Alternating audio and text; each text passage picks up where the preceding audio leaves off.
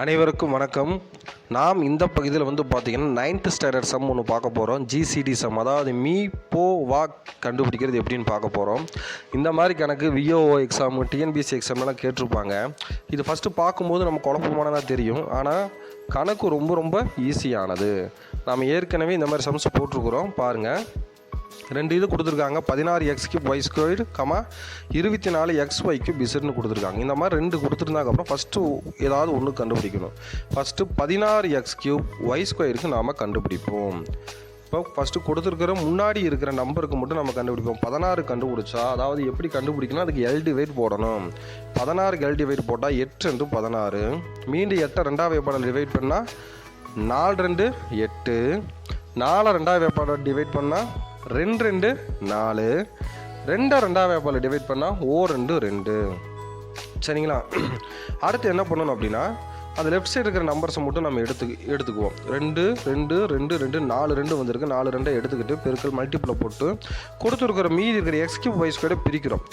ஏன் x³ பிரிக்கிறோம் அப்படின்னா, பக்கத்தில் இருக்கிற நம்பரை பாருங்கள், xy³ அப்படின்னு இருக்குது. பார்த்தீங்களா? அங்கே வெறும் எக்ஸ் மட்டும்தான் இருக்குது, x² இல்லை. அதனால அந்த எதை பிரிச்சுக்கிறோம், x³ பிரிச்சுக்கிறோம். இப்படி பிரித்தாலும் அதோட மதிப்பு மாறாது. ஏன் மதிப்பு மாறாது அப்படின்னா, பெருக்கும் பொழுது பவர்ஸை கூட்டிக்குவோம். இங்கே எக்ஸுக்கு மேலே 1 இருக்குது அர்த்தம், இதுக்கு மேலே எந்த எக்ஸுக்கு மேலே ஸ்கொயர் இருக்குது, ரெண்டையும் கூட்டினா x³ தான். அதனால ஒன்றும் தப்பு கிடையாது.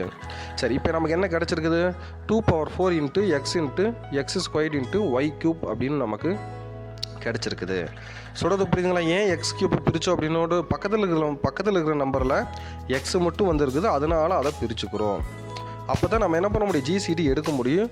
நமக்காக நாம் அதை பிரிச்சுக்கிறோம். இப்போ அடுத்தது பாருங்கள், 24xy³ z அப்படின்னு இருக்குது. அடுத்தது இதே போல் தான், இந்த 16க்கு செஞ்சது போல் தான் ஃபஸ்ட்டு முன்னாடி இருக்கிற நம்பருக்கு நம்ம என்ன எடுக்கணும் அப்படின்னா, L டிவைட் பண்ணணும். முன்னாடி இருக்கிற என்ன நம்பர் இருக்குது, 24. 24க்கு நம்ம L டிவைட் எடுத்தால் என்ன வரும், 24 ரெண்டாவது வேப்பாடால் டிவைட் பண்ணலாம். ரெண்டாவது வேப்பால் டிவைட் பண்ணால் 12 2 24. 12 ரெண்டாவது வேப்பால் டிவைட் பண்ணால் என்ன கிடைக்கும், 6 2 12. 6 ரெண்டாவது வேப்பால் டிவைட் பண்ணால் என்ன கிடைக்கும், 3 2 6. இப்போ 3 ரெண்டாவது வேப்பாடால் டிவைட் பண்ண முடியாது. அதனால் என்ன பண்ணுவோம், 3ஆவது வேப்பாலே டிவைட் பண்ணுன்னா 3 3. இப்போ இந்த லெஃப்ட் சைடு இருக்கிற நம்பர்ஸ் மட்டும் எடுத்துக்குவோம். 2 2 2 3 3 2 இருக்குது, ஒரு 3 இருக்குது. சரிங்களா? அதை 2 பெருக்கல் 2 பெருக்கல் 2 பெருக்கல் 3 × x × y³ × z அப்படின்னு நமக்கு கிடச்சிருக்குது.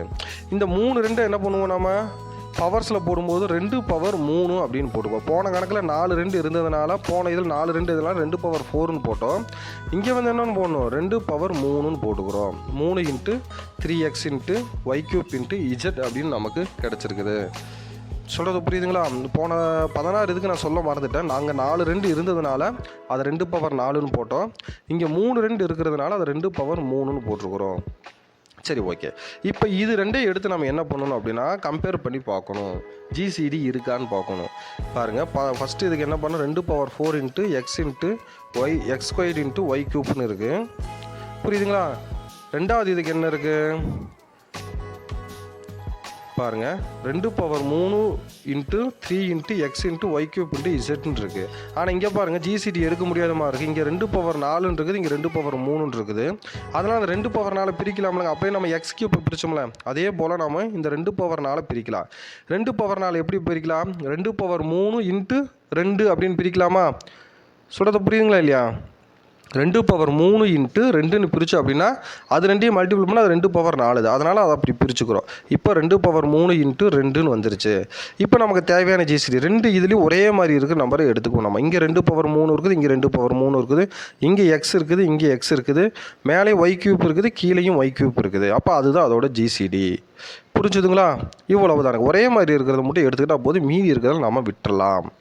இவ்வளவு தானே. இதை இந்த கணக்குனுடைய மீ போ வா கொஞ்சம் வேகமாக சொல்லிட்டு நடத்துறது. வீடியோ இன்னொரு டைம் பாருங்கள், உங்களுக்கு நல்லா புரியும்.